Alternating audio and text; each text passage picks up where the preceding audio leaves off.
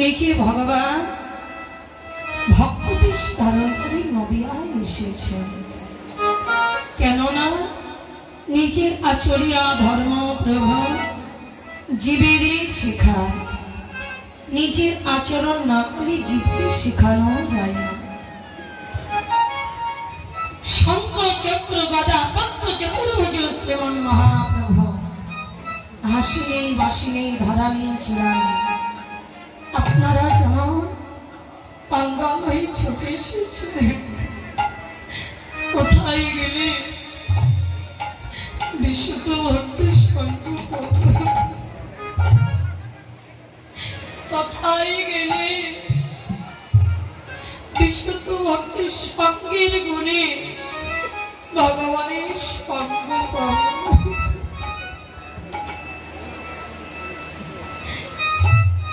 আপনাদের মতো একজন বৈষ্ণব হয়ে ভক্ত হয়ে ভগবান এসেছে যে নদিয়া।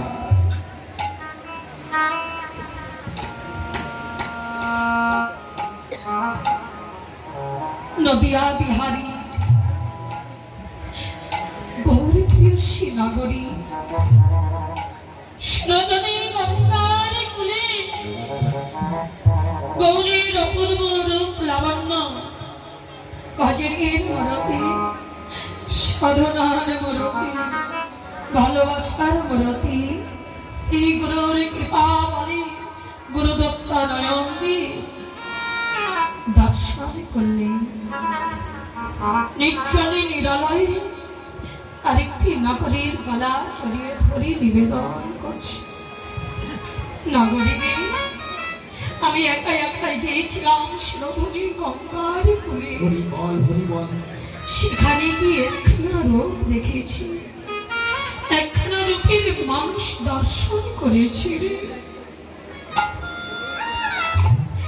দেখিলাম নয়নে প্রবেশ করল রূপ যেন মনের মাঝে।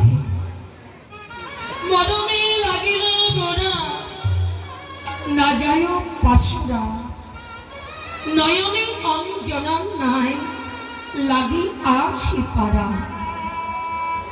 দেখেছি বটে নয়নে, ভাবলাম রূপখানা ভুলে যাওয়া।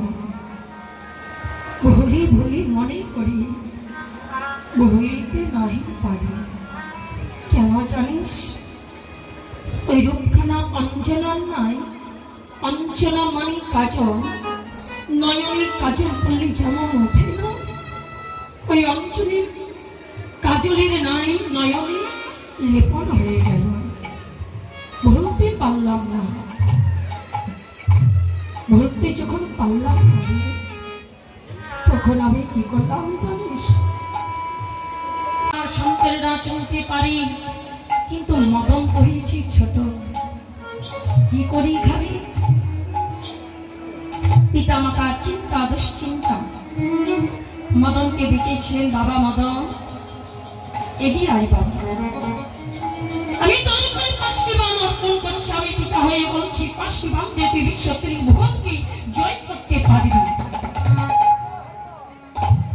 মদন চিন্তা করলে পিতার কথা তো মিথ্যে হতে পারে না।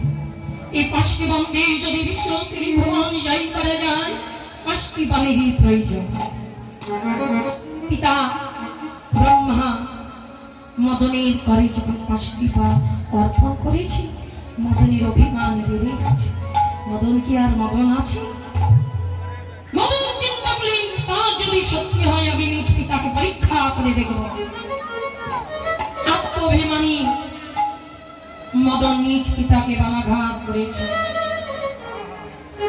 বানাঘাতে ব্রহ্মা কামে বিভোর হই নিজ কন্যা সন্ধ্যার প্রতি কুদৃষ্টিতে চাইলেন, চেয়েছিলেন।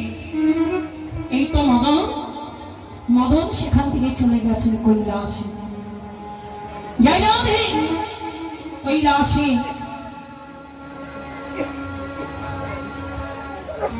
শিব শঙ্কর শিব শম্ভ ভগবানের স্থাপতি করছেন। যাহা অনেক কথা। জয় রাধে। এই তো মদনের কর্ম। এই কদর্পণ কামদে, এই কামকে আমাদের দূরে সরাতে হবে।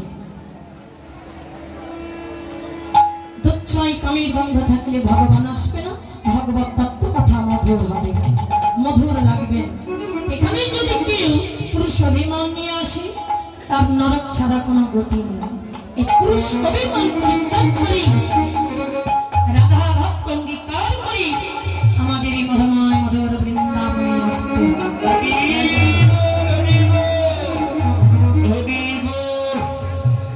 প্রকৃতি ভাব, রমণীর ভাব, পুরুষ একজন আছে কি আমাদের আদি গোবিন্দ সর্বকরণে করণ, তিনি হলেন পুরুষ, আর আমরা সকল ভাবটা প্রকৃতি ভাব, প্রকৃতি ভাব রমণ। এই রমণী ভাবটা যেন